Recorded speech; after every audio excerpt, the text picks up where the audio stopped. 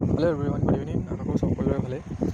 বন্ধুসকল, আমাৰ যি অসম পুলিচৰ ABUP commando battalion, forest guard, fourth grade যিমানবিলাক পষ্ট আছিল সকলোৰে আবেদন হৈ গৈছিল। তাৰে আমি সকলোৱে জানিবলগীয়া যে আমাৰ এডমিট কাৰ্ডসমূহ কেতিয়া আহিব। এডমিট কাৰ্ডসমূহ অক্টোবৰ 1st উইকতে আহি যাব।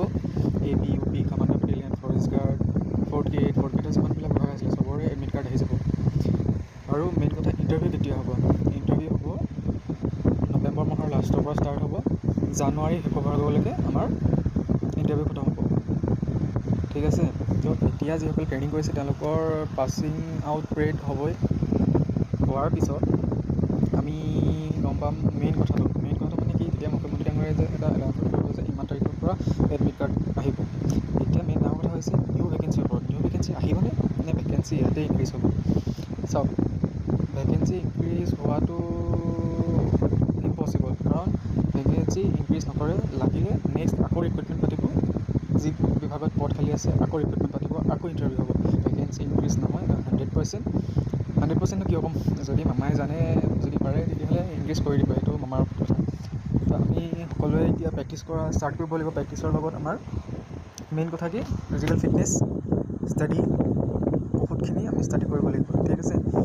ৰানিঙৰ লগতে লং জাম্পৰটো একদম ফুল্লি প্ৰেক্টিছ কৰিব লাগে। ঠিক আছে। ৰানিং প্ৰেক্টিছ কৰিব লাগে যে এইটো ৰানিঙত আমি 10 মিনিটৰ ভিতৰত সোমাওঁ।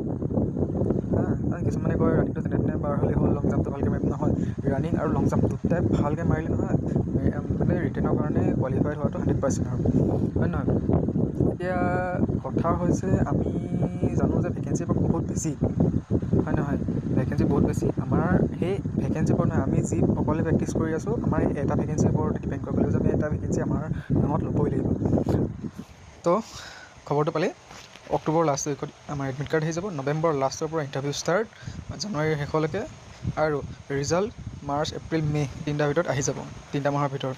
তো সকলোকে অল দ্য বেষ্ট। প্ৰেক্টিছ এতিয়াৰ পৰা ষ্টাৰ্ট কৰা, যোনে ষ্টাৰ্ট কৰা নাছিলে আকৌ ষ্টাৰ্ট কৰি দিয়া, কাৰণ ষ্টেমিনাৰটো মেইন, হয় নহয়? All the very best. Thank U.